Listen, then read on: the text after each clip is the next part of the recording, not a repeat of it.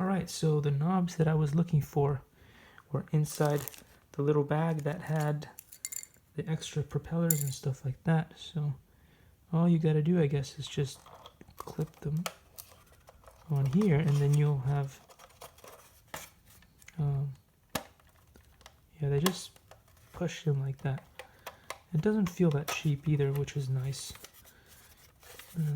Very strange looking remote.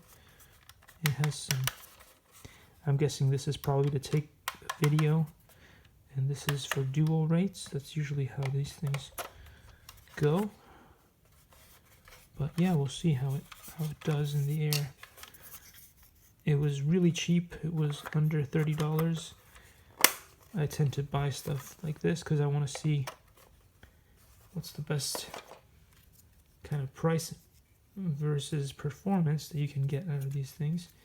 And yeah, China does a good job of making these. And now that they are starting to have their own warehouses in the US, you can get these things really fast.